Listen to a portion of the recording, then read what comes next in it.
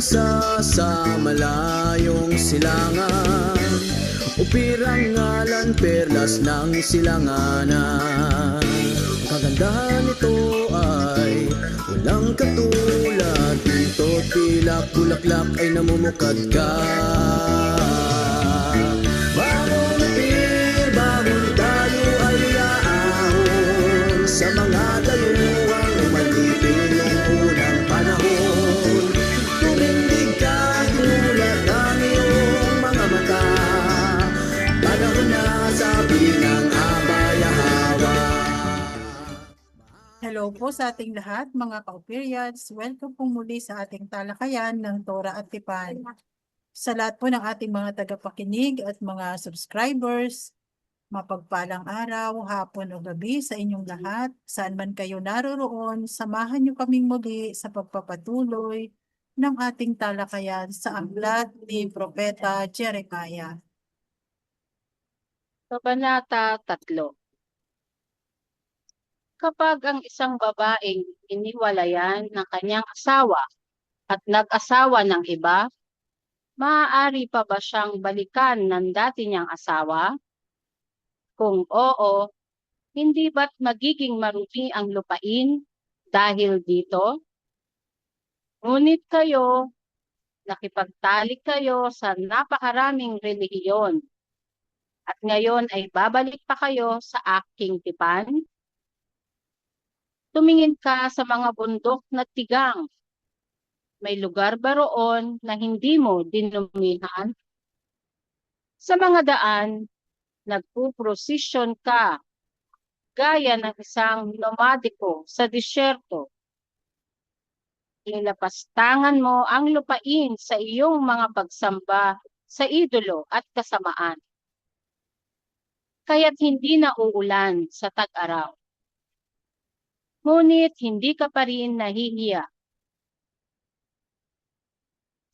May mukha kang parang babaeng bayaran na walang pakialam. Hindi ba't katatawag mo lang sa aking aba, kaibigan ko mula sa kabataan? Mananatili ka bang galit? Hanggang kailan ang iyong puot? Ganyan kayo magsalita. Pero ginagawa ninyo ang lahat ng kasamaan na kaya ninyong gawin. Sabi ni Yahweh na alahayam. Ang kawalang katapatan ng mga Israelita.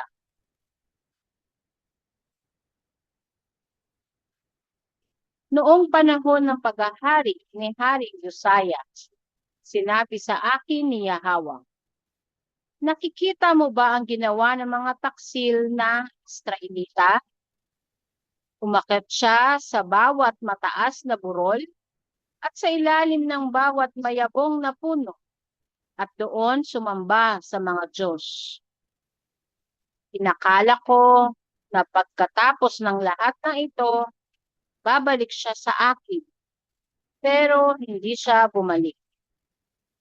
At nakita ito ng buong Judea dahil sa kanyang hihigpit sa mga idolo na kahoy at bato. Aking itinakwil ang mga Israelita. Ngunit hindi ito kinatakutan ng mga Israelita dahil binaliwala nila ang kanilang pagkakasala. Nilapastangan nila ang lupain. At kahit sa kabila ng lahat ng ito, ang sambahayan ni David ay hindi bumalik sa akin ng buong puso, kundi pagkukunwari lamang. Kaya't mas matuwid pa ang sambahayan ni Efraim kaysa sa taksil na sambahayan ni David.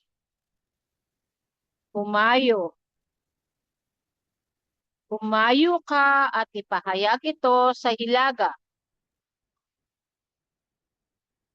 Magbalik kayo, sapagkat hindi na ako magagalit sa inyo. Ako ay tapat, hindi ako mananatiling galit magpakailanman. Tanggapin lang ninyo ang inyong kasalanan na kayo ay nagrebelde sa akin at nagpakasasa sa mga idolo sa ilalim ng bawat mayabong na puno at hindi ninyo ako sinunod. Magbalik kayo, kayong mga taksil, sapagkat ako ang inyong alahayam. Titipunin ko kayo mula sa bawat bayan at bawat angkan at dadalhin ko kayo sa Sayon. Magbibigay ako sa inyo ng mga pastol na may puso na gaya sa aking puso, nagagabay sa inyo ng may kaalaman at pang-unawa. Sa mga araw na darating, kapag dumami na kayo sa lupain, hindi na ninyo babanggitin ang pangalan ng mga idolo, kundi ang tipan ni Yahweh ang mananatili sa inyong isipan at puso. Hindi na ito malilimutan pa.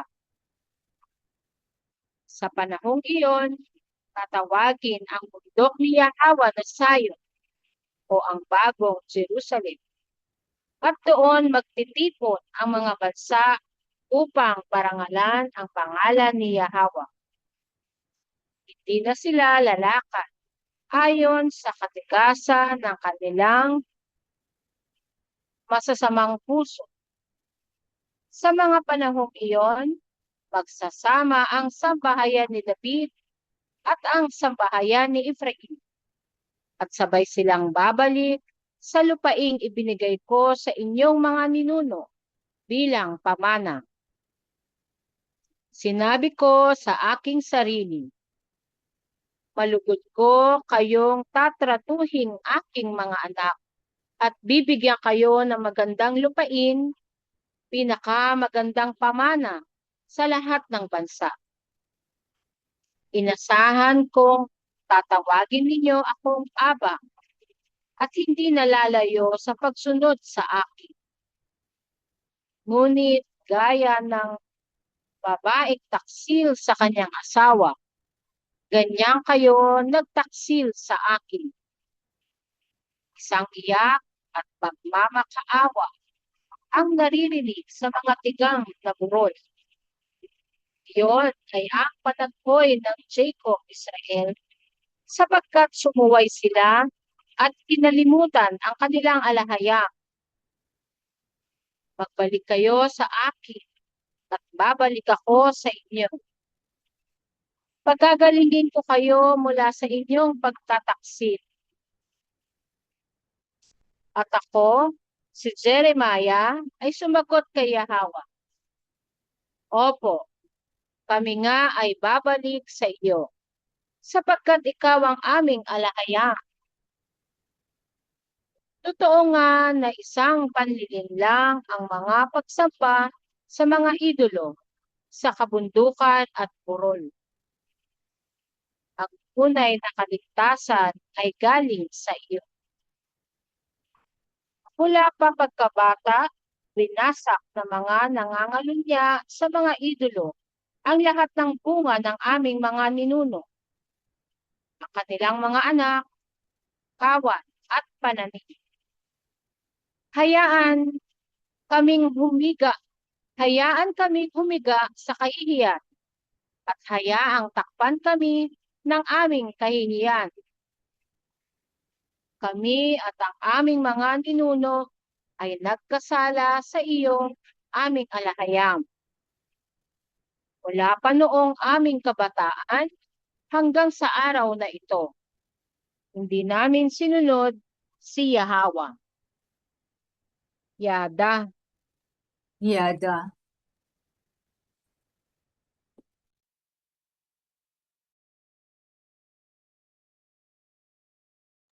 Yada.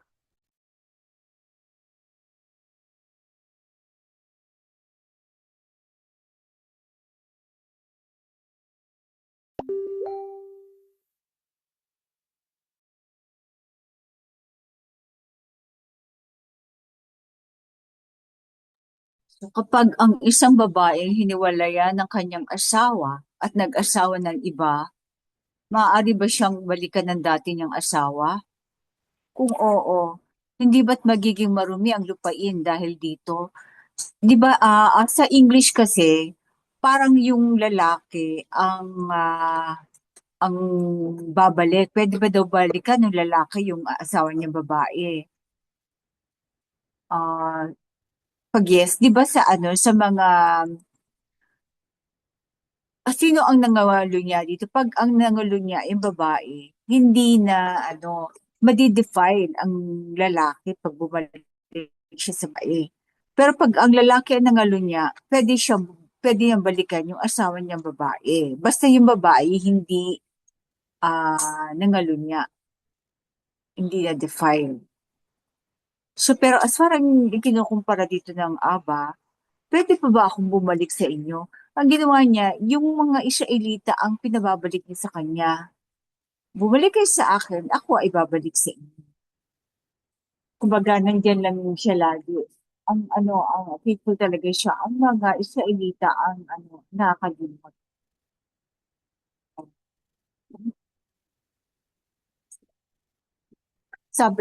Ngunit kayo, nakipagtali kayo sa napakaraming relihiyon.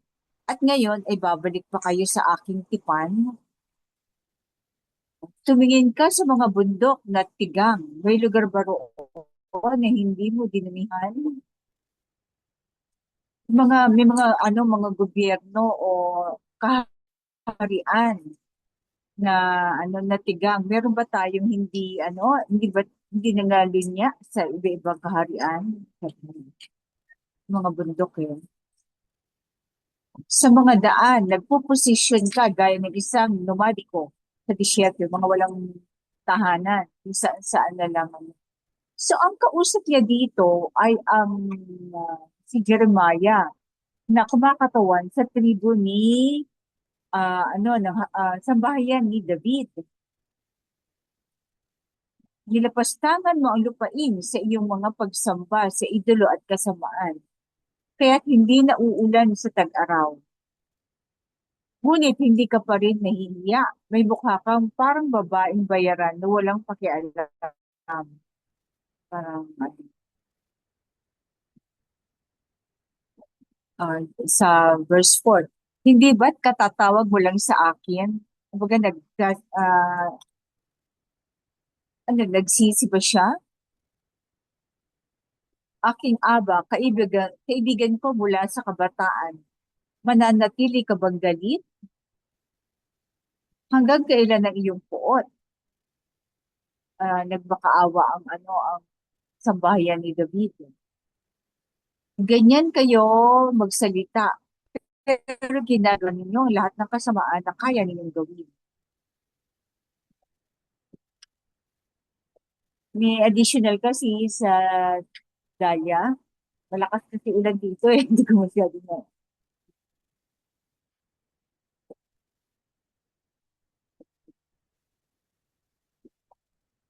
Tapos ang kawalang katapatan ng mga Israelita, unfaithfulness, mga Israelita daw. Noong panahon ng paghahari ni Haring Josiah, sinabi sa akin ni Yahweh, nakikita mo ba ang ginawa ng mga taksil na Israelita? So yung si Haring Josiah pa ang hari dito. So kinausap na pala ni Yahweh si si Jeremiah. Umakyat siya sa bawat mataas na burol at sa ilalim ng bawat mayabong na puno at doon sumamba sa mga Diyos o idolo. Gawin na lang nating idolo to, no? Sa mga idolo. Inakala ko na pagkatapos ng lahat ng ito, babalik siya sa akin. Pero hindi siya bumalik. At nakita ito ng buong Judea.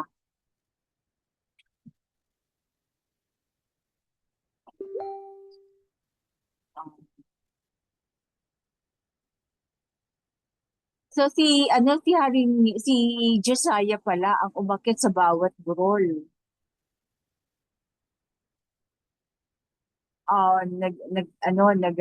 idolatria, pero hindi siya bumalik. At dahil sa kanyang pakikiapid sa mga idolo na kahoy at bato, aking itinakwil ang mga Israelita.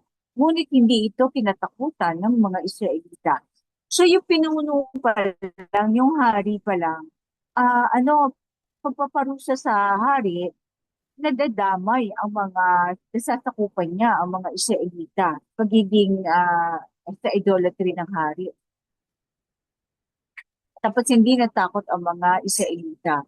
Verse 9, dahil binaliwala nila ang kanilang pagkakasala, nilapastangan nila ang lupain. At kahit sa kabila ng lahat ng ito, ang sambahayan ni David ay hindi bumalik sa akin ng buong puso, kundi pagkukunwari lamang. O kunwari bumalik sila, pero siguro sa loob-loob pa rin nila, naniniwala pa rin sila sa mga mangungula, sa mga idolo, sa mangkukulam, mga secret, mga siguro privately, sumusunod pa rin sila sa, naniniwala pa rin sila sa mga occult. Although, nasabihin nila na bumalik sila sa tipan. Pag, duplicity o pagkukunwari. Verse 11, kaya't mas matuwid pa ang sambahayan ni Ephraim kaysa sa taksil na sambahayan ni David. O, kasi kaya na nasabi ng alahayag to kasi ang Ephraim, pinapakita niya kung sino talaga yung yung kanyang mga saserdote, sinasabi niya talaga yung lantad ang kanyang pangangalo niya. Samantalang ang sambahayan ni David, may holier than thou. May pagkukunwari meron nga akong kausap nung nakaraan lang, isang kapatid natin si South. May pag-usapan kami, ang sabi ko, yung isang taong ito, mas lagi siyang, yung taong ito ay laging napupuna sa social media, laging pinupuna ng social media. Sabi ko, mas pagtitiwalaan ko pa ang taong ito kaysa doon sa isa na hindi nga napupuna, na kasamahan din niya, hindi, mas pagtitiwalaan ko pa kasi lantad, basang-basa mo siya, kilala mo yung kanyang paniniwala, pagkatao, hindi siya nagkukunwari sa kanyang pinaniniwalaan. Samantalang itong isa, pabago-bago ang statement. Yung isang kasama, isang tao ito naman, hindi mo alam kung nagkukunwari lang siya o nakikiayon lang siya sa madla para lang siya ay paniwalaan. Mas ko pa to na lantad na pinupuna ng iba. Kasi yung hindi pinupuna, meron palang nakatagong tawag dito, self-interest. Hindi mo alam ang motibo, parang ganon. So parang ito siguro sinabi ngayon ko lang na-gets to, kung bakit sinabi pang mas matuwid pa daw ang sambahayan ni Ephraim kaysa sambahayan ni David. Kasi kahit lahat tayo nanggaling naman sa di ba, sa Babylon, meron tayong mga tangan o mga doktrina, yung mga balong hinukay nung una, mga doktrina na hindi para natin maalis-alis. Pero hindi tayo nag-holier than thou. Kumbaga, i-correct natin yung ating bawat isa sa atin, no? Pero yung, oo, tama, agree ka agad, pero hindi mo pa rin nabibitawan yung dati. Na palihim, medyo mas, hindi, may pagkukunwari sa base. Okay. Tapos sa verse 12, humayo ka at ipahayag ito sa Hilaga. Tataka ako sa Hilaga. At samantalang wala na doon ng siguro yung mga remnants na natitira doon. may mga natitira pang mga mga Samarian din sa sa sambahayan ni Ephraim. Kasi natatandaan ng panahon ng Messiah, meron pa ring mga doon, mga descendant ni Abraham, di ba? So sabi niya, "Mayo ka at ipahayag ito sa hilaga. Magbalik kayo, sapagkat hindi na ako magagalit sa inyo. Ako ay tapat, hindi ako mananatiling galit magpakailanman." Diba? Tanggapin lang ninyo ang inyong kasalanan na kayo ay nagrebelde sa akin at nagpakasasa sa mga idolo sa ilalim ng bawat mayabong na puno at hindi ninyo ako sinunod. Yung mayabong na puno, yung mga powerful na yung powerful na mga pinuno, no? So nagpakasasa sa mga idolo. So ito yung mga yung mga powerful na noon, ng mga ano ba 'yon? Mga kaharian nung una. 'Di ba tayo, nagpakasasa. Yung mga, lalo na yung mga, naalala ko sa mga No Limit Tangere, di ba? Yung mga mayayamang mga doon, mga operian na nakiano sa mga damaso, sa mga fraile, no? Mayayabong na puno. Tapos, ah, siguro doon, napilitan sila kasi kung hindi sila makikiayon o hindi sila makikisama, buhay at hanap buhay, kabuhayan ng buong pamilya ang kapalit. No? Kumbaga, under duress ang kanilang pagkikisali din. No? Verse 14, "Magbalik kayo, kayong mga taksil, sapagkat ako ang inyong alahayang. Titipunin ko kayo mula sa bawat bayan at bawat angkan, at dadalhin ko kayo sa Zion." Ang Zion, okay. So kaya pala ang sinasabi Mount Zion dito sa sa saan kaya dadalhin ko kayo sa Zion? Parang ngayon ko lang na-realize, may sinasabing Mount Zion dito sa Ophir. Kaya siguro nakarating dito yung 10 tribu. Magbalik kayo, kayong mga taksil. Sabi niya, titipunin ko kayo mula sa bawat bayan at bawat angkan at dadalhin ko kayo sa Zion. Ito sa sambahayan ni Ephraim niya sinabi na nasa north. Okay, verse 15, Northern Kingdom. "Magbibigay ako sa inyong mga pastol ng mga puso na gaya sa aking puso." O yung mga pastol, mayroon tayong mga pastol na gaya ng kanyang puso. Sino ba yung mga pastol na masasabi natin? Mensahero, di ba? Pwede nating isama dyan ang ating pambansang bayani, Jose Rizal. Di ba? Yung kanyang karunungan, hindi naggaling sa tao lang. Pinagkaloob sa kanya yun, no? Sabi, "Nagagabay sa inyo ng may kaalaman at pangunawa." Siguro yung mga naninuno natin, yung mga dato natin noon, di ba?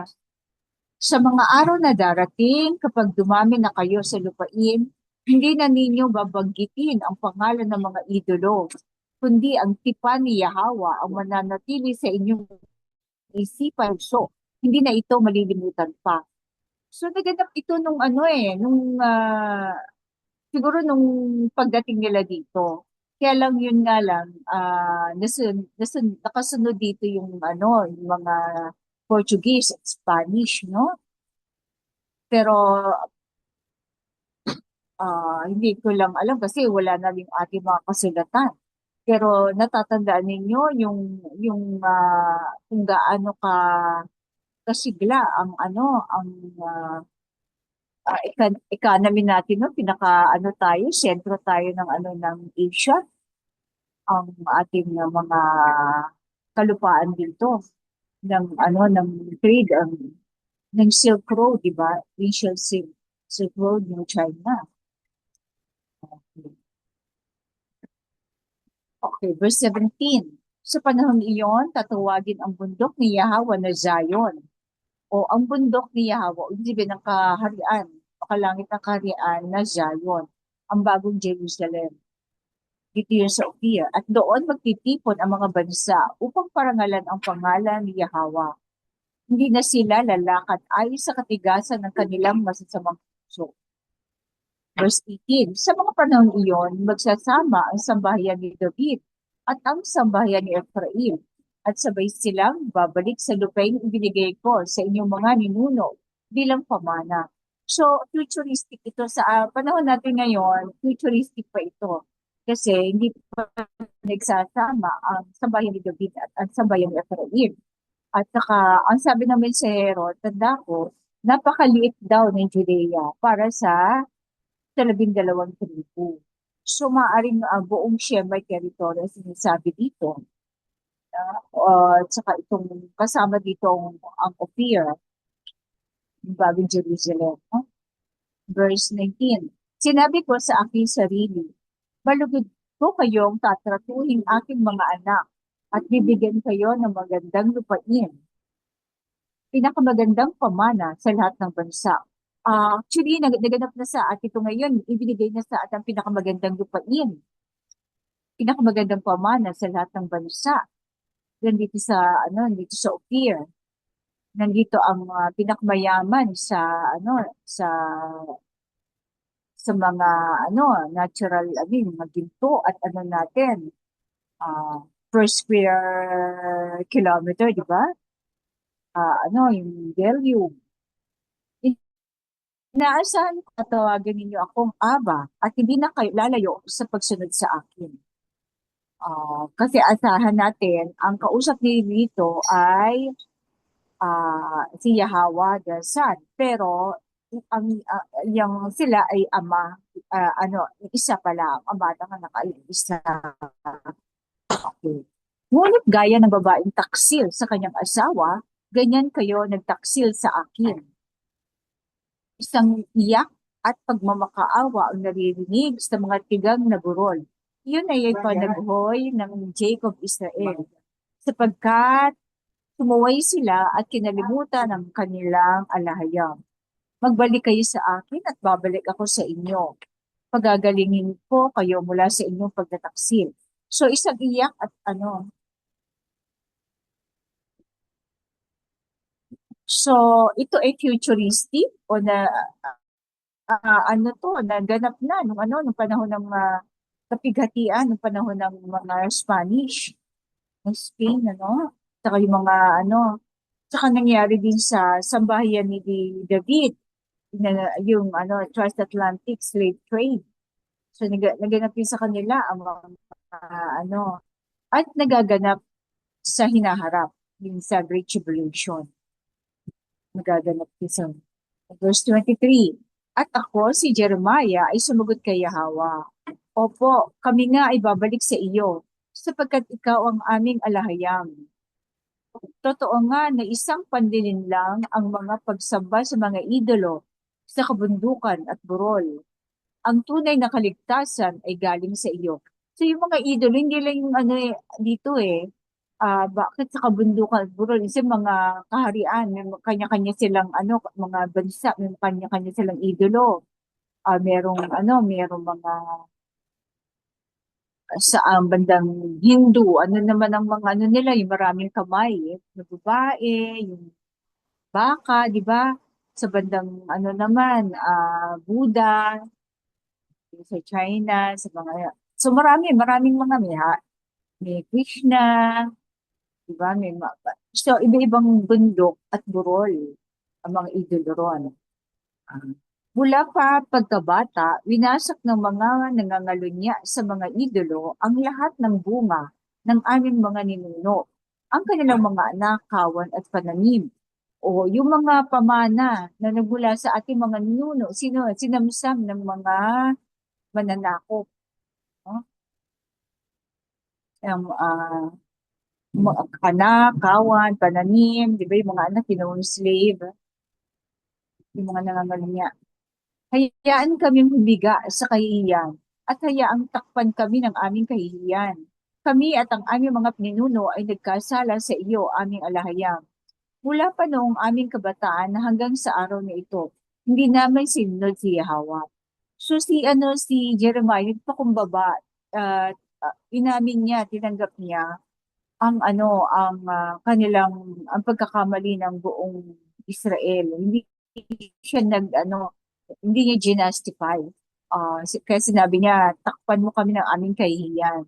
So parang tinatanggap niya ang kaparusahan o saka rebuke ng alahayam. Alang-alang sa sa susunod na henerasyon. Meron kayong mga karagdagan mga kapatid? Kung hindi, proceed tayo, Sis Maria. Salamat. Okay po. Kabanata 4. Sabi ni Yahweh, kung kayo mga Israelita ay magsisisi, bumalik kayo sa akin. Kung aalisin ninyo ang inyong mga karumal-dumal na mga idolo sa aking paningin at hindi na muling lalayo, at kung inyong sasabihin ng may katapatan, katarungan at katwiran, kasing tiyak ng si Yahweh ay umiiral, ang mga bansa ay pagpalain sa pagtawag sa aking pangalan. Bungkalin ninyo ang inyong mga matigas na lupa. Huwag kayong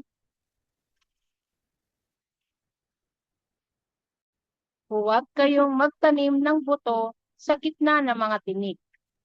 Kayong mga Israelita sa Judea at Jerusalem, magsisi kayo at italaga ang inyong puso kay Yahweh.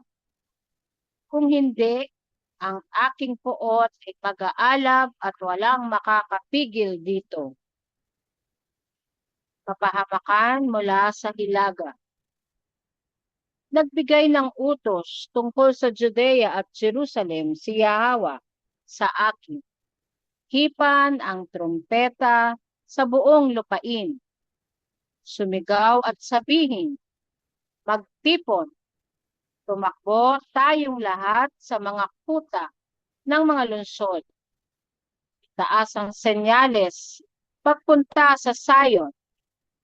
Tumakas kayo para maligtas, sapagkat magdadala ako ng kapahamakan mula sa hilaga, isang matinding pagkawasak.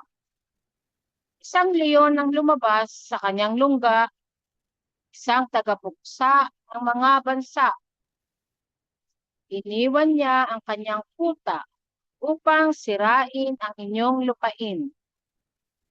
Magiging wasak ang mga bayan.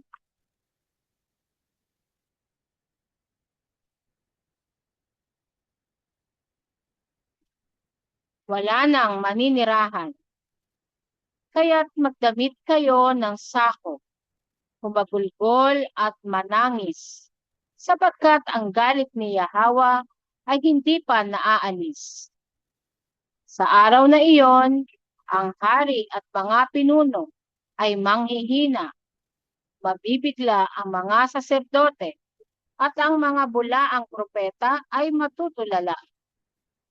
Sinabi ko, Yahweh, lubos kaming nilinlang ng mga bulaang propeta.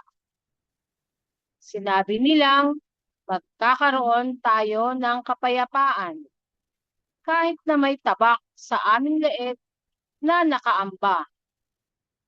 At sinabi ni Yahweh, sa panahong iyon, sasabihin sa bayan na darating sa kanila ang mainit na hangin mula sa disyerto. Ngunit hindi ito para sa paglinis o pag-iik, kundi isang matinding hangin mula sa akin. Ito ay mangyayari sa panahon ng aking paghatol. Paglilinaw, ang buwad na propesiya na luminlang at nag-akay sa bayan patungo sa kapahamakan ay ipinakita rin sa Jeremiah, Kabanata 36. Masdan, siya ay dumarating gaya ng mga ulap. Ang kanyang mga karwahe ay parang buhawi. Ang kanyang mga kabayo ay mas mabilis pa sa mga agila. Kawawa tayo. Tayo ay tapos na. Jerusalem, hugasan mo ang kasamaan mula sa iyong puso upang maligtas ka. Hanggang kailan mo ililihim ang masasamang iniisip mo? Isang tinig mula sa Dan ang nagpapahayag ng kapahamakan mula sa kabundukan ng Efraim. Ipaalam ninyo ito sa mga bansa ang tungkol sa Jerusalem. May dumarating na hukbo mula sa malayong lupain. Sumisigaw sila ng digmaan laban sa mga bayan ng Judea.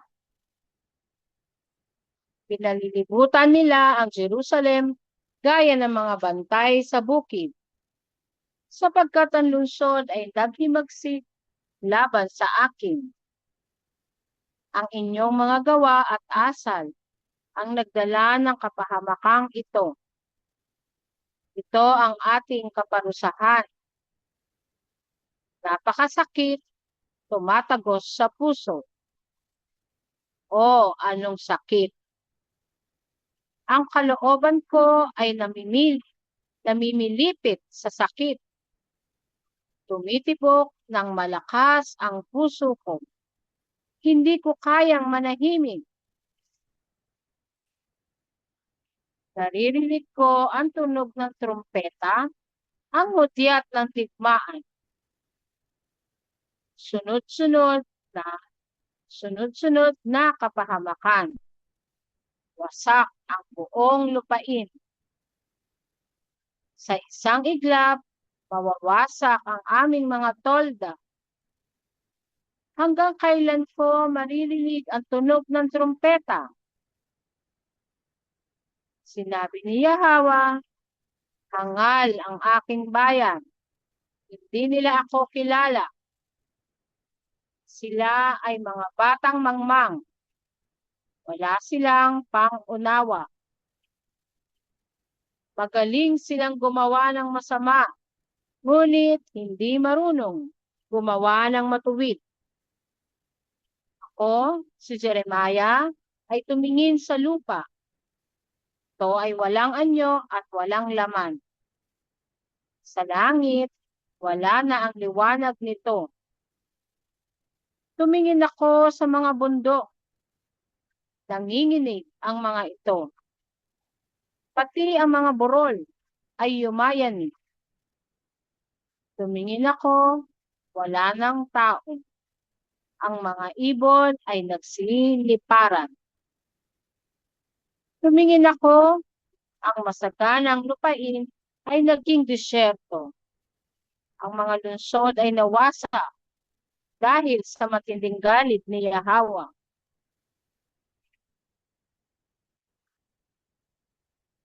Ganito ang sabi ni Yahweh, ang buong lupain ay magiging wasak.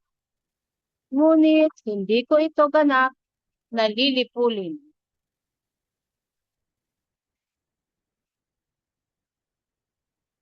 Dahil dito, magluluksa ang lupa at ang langit ay magdidilim. Sapagkat ako ay nagsalita at hindi ko ito babawiin. Sa tunog ng mga kabelyero at mga mamamana, mga tao sa mga lungsod ay magsisitakas. Magtatago sila sa mga kagubatan o sa mga bato. Ang mga lungsod ay iiwan, walang katao-tao. Anong ginagawa mo, babaeng nawasak? Bakit ka pa nagsusuot ng pula at nag-aalahas ng ginto? Bakit mo pa pinapaganda ang iyong mga mata? Wala nang saysay ang lahat ng ito. Pinamumuhian ka ng iyong mga mangingibig. Nais ka nilang patayin. Naririnig ko ang iyak na gaya ng babaeng nanganganak. Ang daing sa panganay na anak. Ang iyak at agaw hininga ng mga anak na Sayon na nagsusumamo. Ako ay naghihingalo. Ang buhay ko ay napasa kamay ng mga mamamatay tao. Yada. Yada. Yada.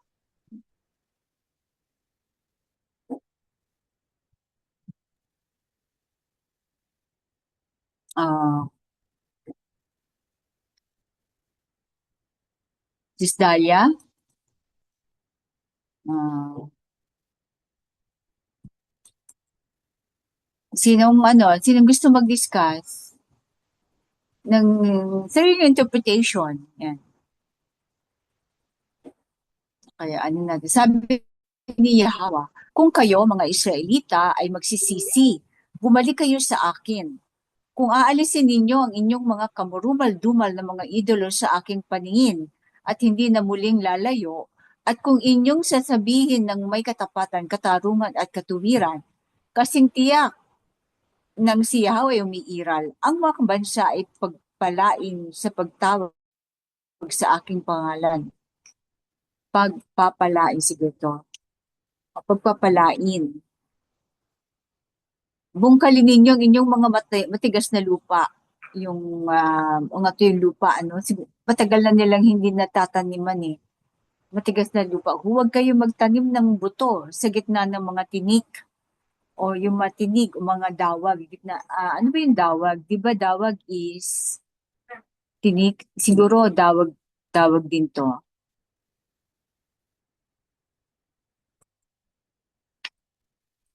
Oo, dawag at tinik. So ano to? Ano ibig sabihin? Bungkalin yung mga matigas na lupa. Anong sabi dito? Magtanim ulit? Mag, ah, mag, mag, ah, reset, mag-replant. Kasi parang pagdating, parang renew, di ba? Yung diwa ng covenant siguro, huwag kayong magtanim ng buto sa gitna ng mga dawag at tinik. Yung mga, siguro, cares of this world, ganyan, kailangan malinis. Malinis ang iyong pagtataniman. Kaya bubungkalin mo muna. Siguro, yung mga cares of this world, mga excess, mga ganyan. So, yung yung mga titulo, yung mga ego, yung mga kasalanan, siguro, gusto niya magsisi, tapos para i-cultivate natin yung natin, ang pagsunod natin sa tipan. Parang gano'n, no? Kayo, may iba kayong interpretation, pwede niyo po i-share. Kayong mga Israelita sa Judea at Jerusalem, magsisi kayo at italaga ang inyong puso kay Yahweh. Kung hindi, ang aking puot ay mag-aalab at walang makakapigil dito. Ngayon lagi ko tinatanong, bakit yung puso ang sinasabi nila? Bakit italaga ang inyong puso? Kasi may lately lang na-discover na meron tayong brain cell sa ulo. Meron din pala tayong mga na-connected na may mga brain cells din yung ating puso na kailangan yung isa yung ang galaw nila. Hindi pwedeng yung susunod ka sa mga dahil lang sa batas nang walang compassion na hindi nagmumula naman sa puso. Yung ating yung ating pagsunod sa Aba, di ba ang sabi, ang pagmamahal, paano ipapakita ang pagmamahal sa alhayam? Di ba yung pagsunod sa kanyang mga kautusan? Covenant, if you love me, di ba? Hindi keep, kundi obey my commandments.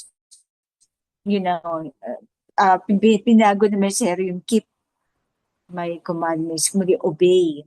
So yun ang kailangan wala kang hatred sa kanya. Although sumusunod ka sa kanya, pero yung puso hindi buo yung pagkatao. Gusto mo pa rin yung mga idolo. O gusto ko pa rin yung ano, magpahula.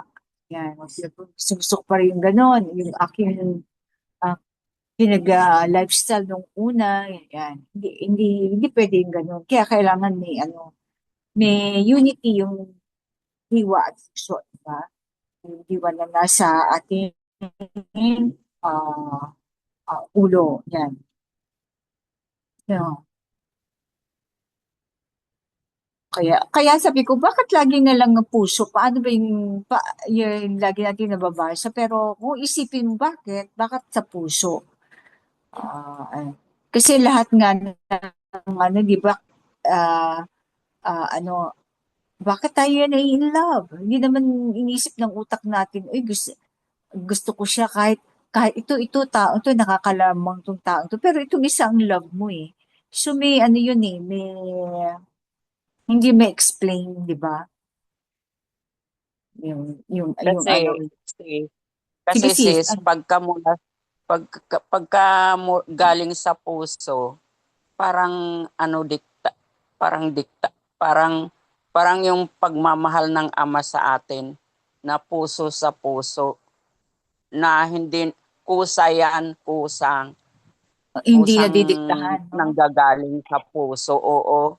Katulad ng pagmamahal ng Aba sa atin, walang Oo, hanggang, walang katapusan, oo. walang kabayaran. Kahit yung anak mong Baga, pasaway, pero mahal mo pa oo. rin siya. Pero kung ibang Kaya nga, tao yun, hindi dahil, mo anak yan. dahil sa pagmamahal, kasi ang Bias puso mo. natin ay pagmamahal. Kung wala, Oo. kaya pag sinabi na obey or keep my commandments with all your heart, with all your mind, with all your souls. Yung soul So, natin is buong pagkatao. oo, Oo nga, buong kaya pagkatao na yan. yan ang hindi masyado. Although alam nila yung connection, pero yung paano nagkakaroon. Siguro ang Oo. naglalagay kasi ang alahayap Kasi naglalagay ng may love sa mga puso mo eh. ano, No? Bakit may mga nerves, nagkakaroon? yung mga Oo. nerves natin sa utak, kaya lang, itong utak natin, siya ang magdidikta. Itong utak natin, nag-iisip, nagdidikta yung mga na gagawin ng mga iba't ibang system sa ating katawan. Pero itong puso natin, kahit na hindi mo i-command niyan, iba ang kaya nga sinabi na pag magmahal ka, kailangan gamitin mo yung puso at saka utak, hindi lang yung puso. So Kasi parang minsan, magkaiba. manauna yung puso, hindi pa nakakapag-isip, hindi Kasi pa yung puso nafa-function yung utak, natin, nararamdaman nyo na, no di ba? matter what, Takot, no matter what they say, wala kang pakialam, basta puso ang umandar. mga Parang ganon. Pero kapag pag tumibok ginamit, ang oh, puso. kapag ginamit natin ng utak natin, may ano yan, parang may control. O ano Parang ba yan? May lang mga yan, don'ts and don'ts. mga May practical mga na naman. advantage and disadvantages. Parang din inaano niya, ah, parang ah, kumbaga iniisa-isa niya ba kung ano ba ang tama, maganda ba ito? Oo, ay gusto ko to, mayaman to, ay gusto ko Oo, to, ito mali. matalino, gusto ko to, Pero di sabihin ba? ng puso mo, ito yung gusto ko, sabi naman ng puso mo. Pero yung Kaya first love mo, yung kailangan. pa rin ang tinutubok, Oo. no? Hindi Pero mo naman yung utak mo naman, yun yung first love ko. Pero, lasenggo naman, addict. kaya Dito lang na ngayon sa utak tinutubok mo. eh. Oo, yung Tinutubok utak pa eh. rin ang mag-decide. Kasi kung Oo. baga nag-iisip, ang puso natin hindi nag-iisip. With feelings lang Oo. yan, feelings natin yung Instinct, tsaka yung oo. takot, mura. Actually, connected yan yung stomach, brain. Diba, pag may sinabing bigla ka Pero natakot, sa umiiral pa attention rin mo. yung diwa natin. Oo. Diwa. Siya pa rin ang kaya nga nilagay sa taas Mataas. Kasi siya ang magko-command kung ano ang Ang dapat. executive function nasa taas, no? Mm. itong puso natin at saka may ibang system sa ating katawan, ano lang, sumusunod lang sila ng command ng utak. Paano yung Kaya sis, ang ano, ang ating ano bituka ang pinairal. Hindi, mga dahil, bituka, hindi yung kanilang utak at puso. Walang kaya pagmamahal nga, sa bayan, sa mga kababayan, no? oo. Utak yung At, kanilang pero grid, yung, tatakawan. ang nagko-command yan, yung brain natin, o Yung, wala, yung brain, oo. yung Hindi rin eh. nervous system. Kasi ang nervous system kasama yung brain, nerves, spinal cords, yan, yung mga nerves to the different parts of our body. Ngayon, yung kung walang laman ng tiyan mo, di iko-command yan o kumain ka. Maisip Kaya mo, kakain na ako, low blood kumakalam ka yung na. sikmura ko, ayan. Kasi Oh, parang magre-review ganon, kami. Magre-review kami kailangan, sis. Baka baka bigay ka ng exam oo, eh. tuloy na natin.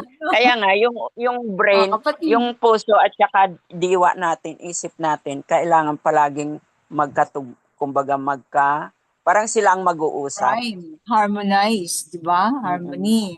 Mm-mm. Dapat Ito ang gusto ng puso. Kaya lang, sabi naman ng utak, tama ba yan napili mo? Tama yan tinitibok ng puso May mo. ipapakain ba yan, Oo. di ba?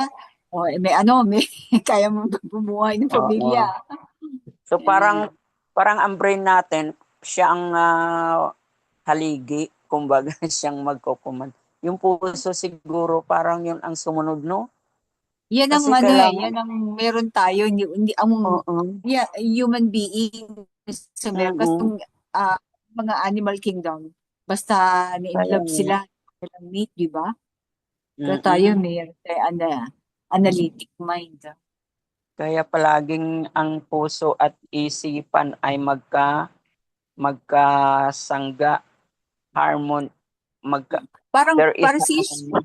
parang tayo nakakaintindi ng tungkol sa puso Bakit yung mga kasama natin, walang komento? Na, Hindi ba kayo na, hindi, hindi ba, baka hindi pa sila na ng puso, hindi pa sila na biktima ng puso Sis, 'di ba, ang mga baka senses inaantok na rin. natin, Ayan. Kaya yung nga nang isali mga ako, pero senses hindi ako. natin, sis, ang Ay, nagpi-feed sa ano? utak natin. Gising pa po. Pagkatapos, ang puso naman natin ay repository of all the information and emotion. Tapos, kung ano man ang napaprocess ng heart natin at saka ng brain, yun naman ang nilalabas ng bibig natin. Oo. Kaya Pagkatapos, di kapag ba? nailabas na ng bibig natin, yun naman ang ia-action ng katawan natin. Mm-mm. Oo, di ba Kaya nga. sabi nga naman sa Hero, kung gusto mong malaman kung anong nasa puso, tingnan mo yung nguso. O kaya yung ano ba yung sinabi?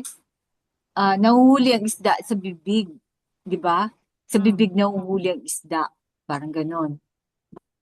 Kasabihan ganun. Kung ano lang na puso mo, yun ang pag puro hatred, di Ano nga ba yung sabi ng mensahero? Ilan ba yung senses natin? 7?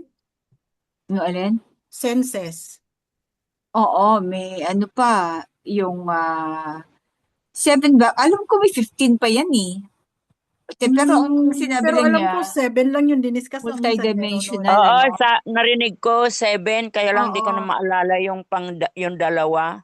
Oo nga eh. 7. Hindi ba imagination yung isa naman ay hindi, actually, ano yan, madami yan. Kasama yung consciousness eh. Oo. At saka ano pa yung isa, yung nakalimutan ko na din yung Basta isa. narinig ko lang na 7, Mhm. pero hindi ko na So, alam kung ito yung lahat ng mga senses natin, yun ang nagpi-feed ng information sa brain natin. Tapos, ibinababa naman niya ng brain sa heart natin, repository ang heart. Kaya kami minsan maaalala mo, kahit na ilang taon na yan nakalipas, dekada na naaalala mo pa yun. Kasi naka-repository yan sa heart natin. Oh. Kahit may Alzheimer nga, naalala Hmm. pa niya yung sa amoy, yung Oo. feeling ng Kasi kabataan. Kasi dahil doon sa senses, emotion, ano ba yung mga emotions na naramdaman mo evoke mo. tungkol doon Oo. sa information na yon? Minsan nga parang nasasariwa pa natin, lalo na yung mga painful experience natin, di ba? Parang pag naalala Ito, mo, kapag nasasariwa tag-ulan, ka. no? Oo. Pag tag-ulan, naalala mo yung pasukan nun, lagi kang may bagong kapote, tapos yung amoy ng Mm. mga bagong papel. Iba nang ganito. Excited ka, Yung bagong sa classmates. seven senses po, yung hidden senses na dalawa, balance po, tsaka Science masyado yan, sis. proprioception. Ano yun? Alam natin kung nasaan kamay or paa natin kahit nakapikit. Yung meaning ng Oo. proprioception. Alam ko nga 15 yun eh. Proprioception. Oo. Yung Asan balance kasama pa po, yung imagination, alam ko kasama yan eh. Doon sa 15, sinabi. Pero yung sabi 7, hindi ko na matandaan kung ano yung ah, sinabi. ayun, yung balance para hindi tayo madulas or matumba. Nasa inner ear naman. Hindi, saka yung yung location mo, parang hindi ka basta-basta naliligaw. Alam mo pag bumalik sa pinanggalingan mo, parang ganun. Sense of direction. Yan. Marami yan, alam ko marami eh. Pero yung sinasabi naman sa'yo na consciousness, ah, yung ibang dimension na. Oo, Yung sinasabi ni sis, consciousness. dimension dito sa atin, yung physical na natin. Pero yung sinasabi naman sir, ibang dimension yun. Mm. Meron po 14. 14 ba? Opo. Ano nga sis? Saka, Kasi, siguro sige po, kasama na yung spiritual. sa GC po, to forward po. Ibang dimension pag spiritual, no? Kaya nga, Okay, sige, bago tayo lumayo. Okay, sige na tuloy. Oo. Kapahamakan mula sa Hilaga. So ito yung previous na may palayok na ibubuhos na kumukulong palayok. Okay. Nagbigay ng utos tungkol sa Judea at Jerusalem. So nandito pa siguro yung si Yahweh sa akin. Wala na pala dito. Tapos na yung yung Assyrian invasion sa north. So, hipan ang trumpeta sa buong lupain. Trumpeta ba to o shofar? Okay. Verse 5. Shofar. Sumigaw at sabihin, Trompeta ng mga angel. Mga shofar ba to o celestial, yan. hindi? Inutos ng alahayam kay Jeremiah parang warning. Magtipon, tumakbo tayong lahat sa mga kuta ng mga lungsod. Pinapatakbo sila sa mga kuta. Itaas ang senyales pagpunta sa Zion. Tumakas kayo para maligtas. Pupunta sa Zion, ha? Sapagkat magdadala ako ng kapahamakan mula sa hilaga. Isang matinding pagkawasak. Isang leyon ang lumabas sa kanyang lungga. Isang tagapuksa ng mga bansa. Iniwan niya ang kanyang kuta upang sirain ang inyong lupain.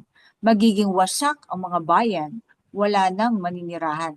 So, si Leon na to, ito ang Babylon. No? Pagpunta taas ang senyales pagpunta sa Zion. Bakit kaya? Parang double to futuristic at saka no? nangyari na. Kaya't magdamit kayo ng sako, humagulgol at manangis, sapagkat ang galit ni Yahweh ay hindi pa naaalis. Sa araw na iyon, ang hari at mga pinuno ay manghihina. Matatakot siguro manghihina. Mabibigla ang mga saserdote at ang mga bulaang propeta ay matutulala. Mga Paul, okay. May mga bulaang propeta pa rin, ano? Sinabi ko, Yahweh, lubos kaming nilinlang ng mga bulaang propeta. Sinabi nilang magkakaroon tayo ng kapayapaan kahit na may tabak sa aming leeg na nakaamba. Parang nangyayari ito ngayon pag may may pistok may gera. Kinabukasan may gera na pag di ba? So mga panlinlang ng mga propeta o nagkipag-peace mga bulaan, no? At sinabi ni Yahweh, sa panahong iyon, sasabihin sa bayan na darating sa kanila ang mainit na hangin mula sa disyerto. Siguro gera ito, no? Ngunit hindi ito para sa paglinis o paggiit, kundi isang matinding hangin mula sa akin. So mula kay Abayaw, siguro ito yung mga yung mga missile na to, yung mga weapon of mass destruction, no? Ito ay mangyayari sa panahon ng aking paghatol. O tama, tribulation, panahon ng kanyang paghatol. So ito yung yung napipintong na may mga warm up na mga birth pains na nangyayari between US at saka Iran, di ba? Marami ng birth pains actually ang naganap. Marami ng mga digmaang nagaganap sa ating paligid. Paglalinaw, ang huwad na propesiya na luminlang at nag-akay sa bayan patungo sa kapahamakan ay ipinakita rin ni Jeremiah, Kabanata 36. Okay. So yung maaring yung mga gera-gerang ginagawa ng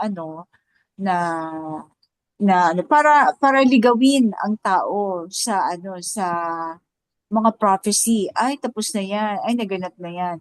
Pero ang alalahanin natin, ang sinasabing kapighatian na hindi pa naganap kailanman.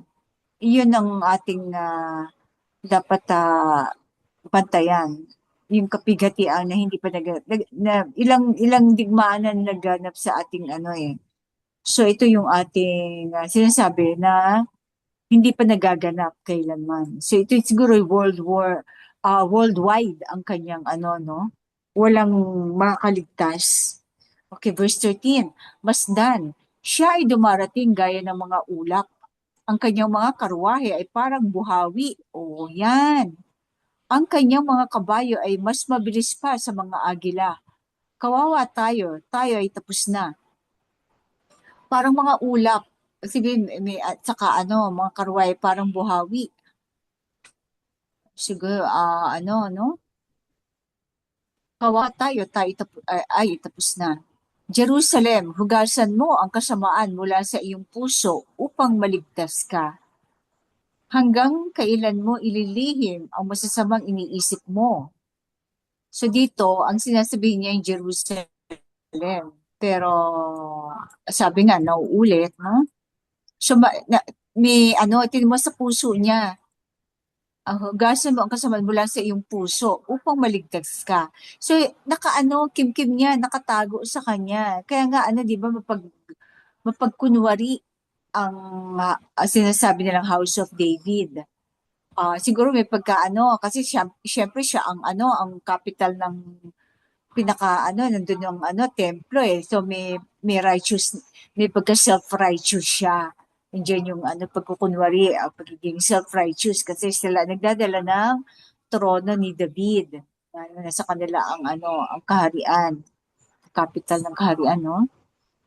Hanggang kailan mo ililihim ang masasamang iniisip mo? So marami siyang lihim na plano o motibo. Okay, verse 15. Isang tinig mula sa Dan ang nagpapahayag ng kapahamakan mula sa kabundukan ng Ephraim.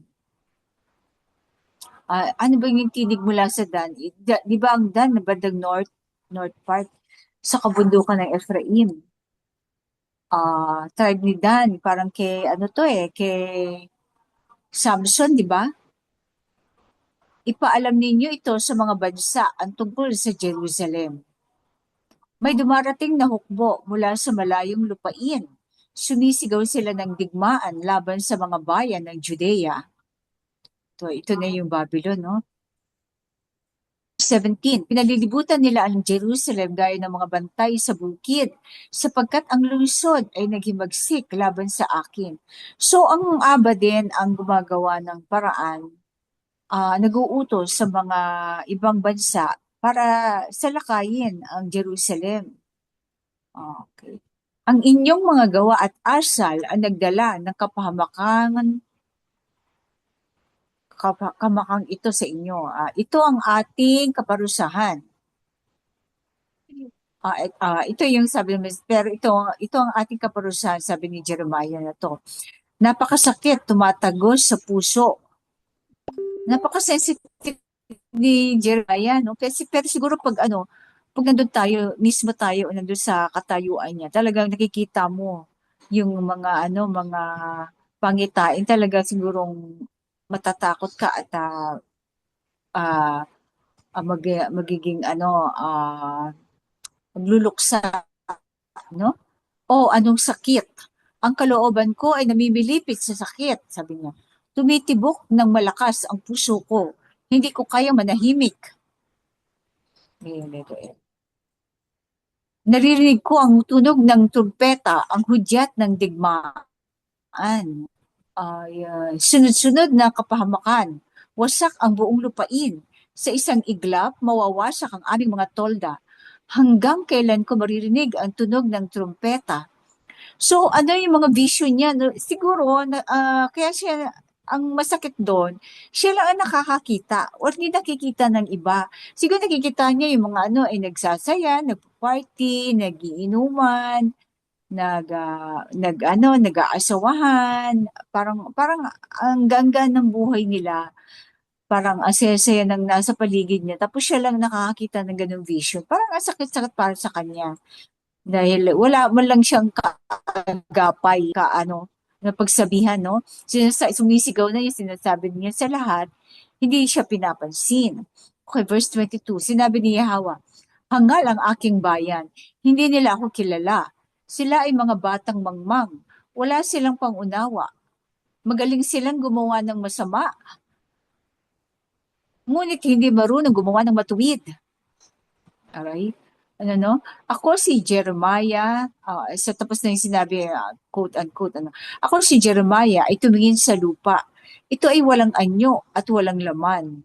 Sa langit, wala na ang liwanag nito. Tumingin ako sa mga bundok. Nanginginig ang mga ito. Pati mga burol ay yumayanig. So, sabay yung kanyang vision sa tinitingnan niya, iba yung nakikita niya, hindi yung kasalukuyan nangyayari. Kumbaga advance ang kanyang pangitain. Tumingin ako, wala ng tao, ang mga ibon ay nagsiliparan. Tumingin ako, ang masaganang lupain ay naging disyerto. Ang mga lungsod ay nawasak dahil sa matinding galit ni Yahweh. Ganito ang sabi ni Yahweh, ang buong lupain ay magiging wasak, ngunit hindi ko ito ganap na lilipulin. Sabi niya, dahil dito magluluksa ang lupa at ang langit ay magdidilim, sapagkat ako ay nagsalita at hindi ko ito babawiin. So nagpasya na, kumbaga nandun na yung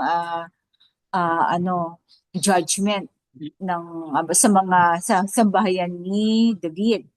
Okay. Sa tunog ng mga kabalyero at mga mamamana, ang mga tao sa mga lungsod ay magsisitakas. Magtatago sila sa mga kagubatan o sa mga bato. Ang mga lungsod ay iiwan walang katao-tao. So naganap ito sa naganap ito tapos naganap uli ito after nung panahon ng bago pa ng Second World War. Diba? Naganap dito sa Jerusalem, mga parang disyerto ang Jerusalem noon. Kaya mga mga Arabian ang nandoon. Okay. Bago pa kunin na yung Balfour Declaration, no? Anong ginawa mo, babaeng nawasak? Bakit ka pa nagsusuot ng pula at nag-aalas ng ginto? Ito yung babaeng nawasak. Babylon ba to? Bakit mo pa pinapaganda ang iyong mga mata? Wala nang saysay ang lahat ng ito. Kinamumuhian ka ng iyong mga mangingibig. Nais ka nilang patayin. So ito yung ano, yung Babylon. Ito ano. So nung ano, sinabi ng pinakita kay Jeremiah yung magaganap dahil sa paglusob ng Babylon. Pero isinunod niya yung ano niya, yung magiging ano ng Babylon, kaparusahan din ng Babylon. So planado na talaga niya, kasama talaga sa script, no? Yung sa babaeng nawasak, yung ano prostitute, yung babaeng patotot na nakapula. Ah, so kayong mga mangingibig ay kinamumuhian din siya.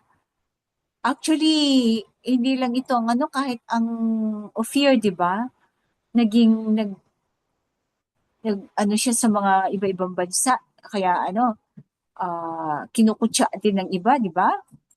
Pero ang ano ngayon, ang modern Babylon ngayon sa ano, yung ano nga, um, yung nandun yung isang trumpeta, yung isang trump, di ba? Nandun. Kinamumuhian din ng mga ano, ng ibang bansa, kahit yung kanilang vassal, yung Europe, kinamumuhian din ng US, kinukutya din. Verse 31, naririnig ko ang iyak na gaya ng babaeng nanganganak, ang daing sa panganay na anak. Kasi, di ba, pinakamahirap na ipailuwal ang panganay. Kasi, ano pa, kumbaga sa ano, hindi pa siya, ano, na-break, di ba? So, ang daing sa panganay na anak, ang iyak at agaw hininga ng mga anak ng Zion na nagsusumamo. Ako ay naghihingalo. Ang buhay ko ay napasakamay ng mga mamamatay tao. So, ito ang mga propesiya, yung mga hinaing ng mga anak ng Zion. Sino ba yung mga anak ng Zion? Ng makalangit na kaharian, ang mga Israelita. Okay, may additional kayo mga kapatid.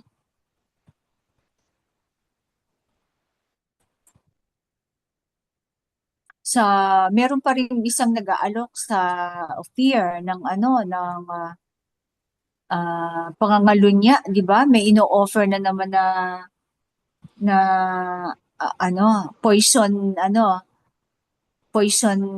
fruit ang Babylon sa atin.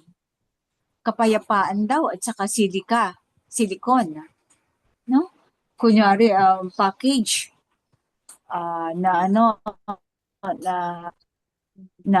poison fruit, di ba? Yung inaalok na ang mga katutubo natin na Aita o yung katutubo mga purong Israelita ay ang maapektuhan at saka mga lupain ng Ophir. Daig pa yung 70 years sa Babylon, ito 99 years ang pinapalit. So sino pa ang after 99 years, meron pa bang tao na mabubuhay pa na magsasabi na tigil na? Alahayam na lang noon, no? Makakagawa, parang nangyari sa Mount Pinatubo. Yung silika kasi na yan, yung sa mga buhangin, nanggaling din yan sa Mount Pinatubo. Napakarami niyang ibinuga ng mga silika ngayon ay yung nagpaalis sa Subic lilipat lang ng Clark. Diba? Hindi na natin yan Lilipat lang. maaabutan kung kailan Alay mo sis. kung kailan lalaya ang bansa natin Oo. sa sobrang tagal na Kung kanila kaya magkaroon. yung history dapat nandyan, alam ng mga aware ang mga kabataan. Oo. Kasi 'di ba ang Hong Kong, ewan ko kung pinalaya totally ang Singapore. Pero parang mga vassal pa rin sila ng Great Britain, di ba? UK. Kahit pa sabihin na independence, pero ano pa rin nila, loyalty pa rin nila, nandun pa rin. So parang ganun pa rin, hindi pa rin tayo binibitawan talaga totally.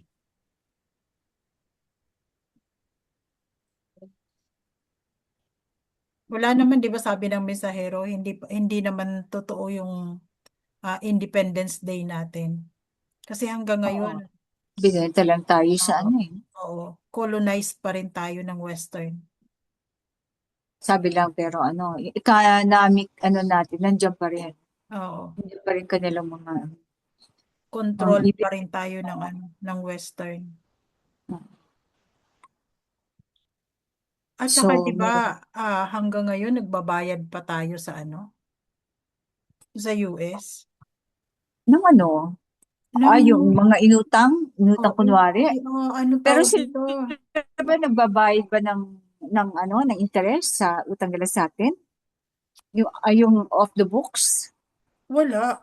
Ang Western hindi nagbabayad sa atin, tayo nagbabayad sa kanila. Kasi kailangan may mga may mga project para tayo bayaran pa, no? Magbayaran ng Hmm. interest na Pero tayo, utang tayo ng utang para merong maibulsa. Hmm. Ang Ano, Kaya nga, ah, yung darating na SONA, ang laman niyan ay sana. oo. Hindi na mahiya naman kayo, no? Oh, baka Ah, sana. ano, sana man, Sana nahihiya pa iba ba naman ang iba naman sila? ang kanyang Sana mahiya sasabihin. pa sila. Meron na bang nahiya Mm, sa inyo? mm. May mga ayuda. Nakapagbigay sila ng 2,000 ayuda, 5,000 ayuda. Pang isang buwan lang yung ayudang yun, ano? Hmm. At saka sino lang nakinabang sa ayuda, 'di ba? Mm. Ewan ko, busy pa sila sa paglilista ng pwedeng sabihin. Kaya hangga't hindi pinadadaan sa subsidy yung ayuda, hindi yan mararamdaman ng tao. Kaya siguro may El Nino ngayon, ano? Kasi pag hindi El Nino, baka binabaha na tayo eh. No? Kunting ulan Tuyong-tuyo nga ang lang, dam natin bumabaha eh. eh. Tuyong-tuyo na ang dam. Eh di lalo na kung hindi El Nino. Eh di, anong mukhang ihaharap ng mga Pero kongresista, pinagpala kongreso. pa rin tayo dito sa NCR. Kasi kahit ilang bagyo ang dumaraan, bihira lang maglandfall dito sa NCR. Pero wala man tayong tubig. Oh, yun lang. So yun na. Hmm. Binalan tayo, no? Mga ano may i-share niyo doon sa Paxilica, bro? O sa mga iba pang mga kaganapan?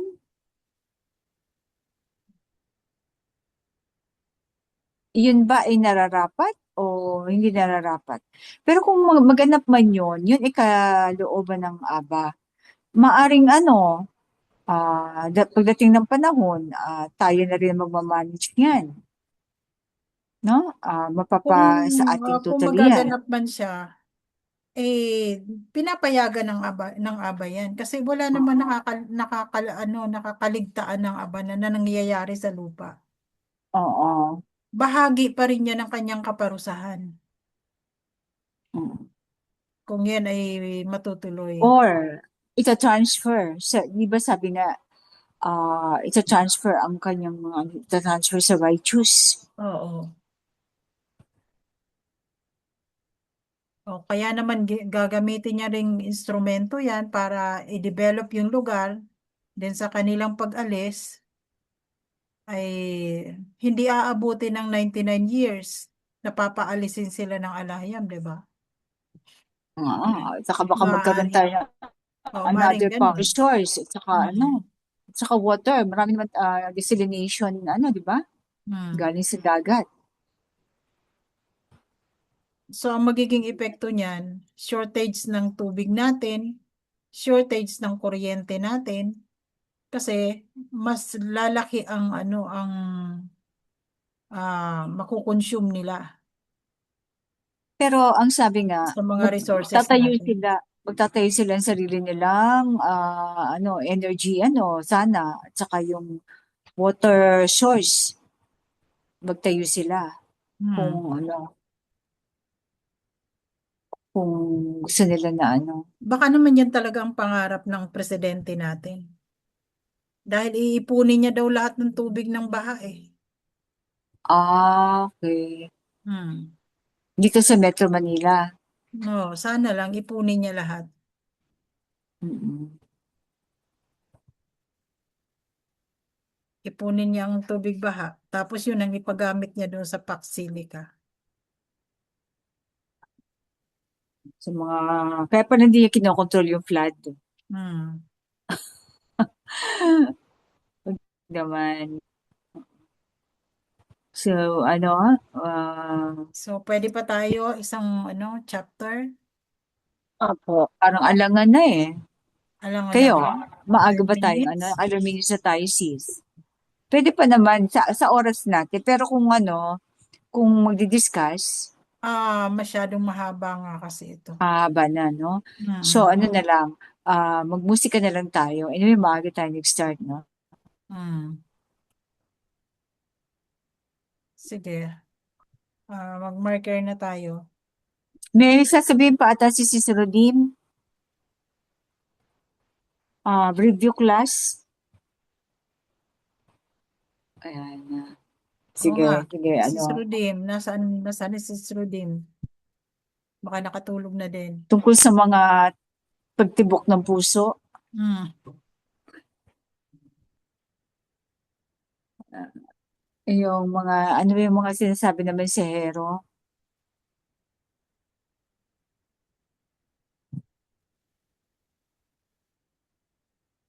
Anyway, sige, musika na lang sis. Anong nababagay dyan?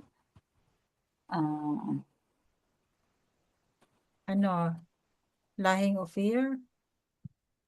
Bahala ka sis. Yung, Daniel. yung mga revelation kay Jeremiah. Ay, di yung yung of Fear. Meron pa ba nung yung tupang, ay ba yun, naligaw? Hindi naman sa atin yan ang tupang ligaw eh. Saan yan? Sa Babylonian. Hindi, meron tayo yung ang kumanta si taga Rizal. Meron ka ba? Ay, ewan ko ba kung Wala meron sa ako. akin eh. Baka isa sa mga na-delete ko yun Hmm. Tingnan natin.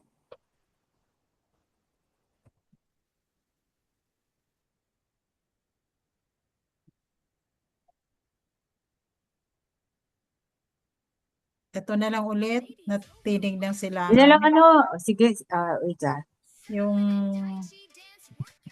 awit ng mensahero.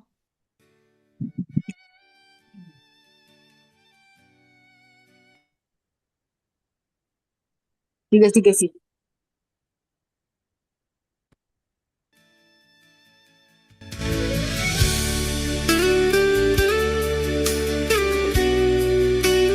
Salamat mga kapatid. God bless. Shalawam. God bless. Shalawam. Okay, hanggang sa muli. Be blessed. Mahal kong kababayan at mga kapatiran, Bless po. nawa'y tinggin ng aming panawagan. Naging ikanin sa iyong puso't isipan. Ang banal na diwa ating pangalagahan. Kabuwad na tagapagturo ay nangangalandakan. Ang banal na kasulatan ay kanilang yuyurapan. Siyang bayahawa ay kanilang tinalikuran. Ang haring Yahawasay ay kanilang nilapasangan. Sa habang-habang ng mga taong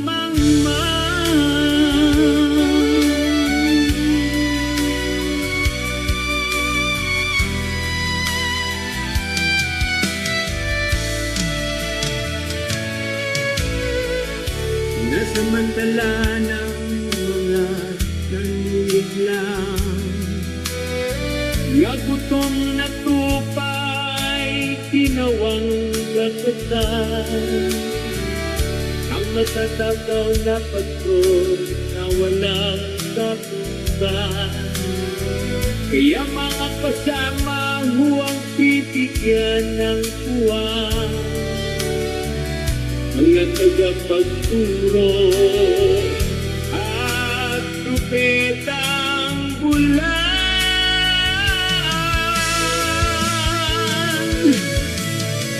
Kabayan at pasayan ang ating kabataan. Sanila'y nakasalalay, pag-asa ng kawang. Laging tandaan at ipagpag sa isipan. Tinig lang silangan, hinggin at paniwalaan. Batas ng alahayang, saligan ng katotohanan.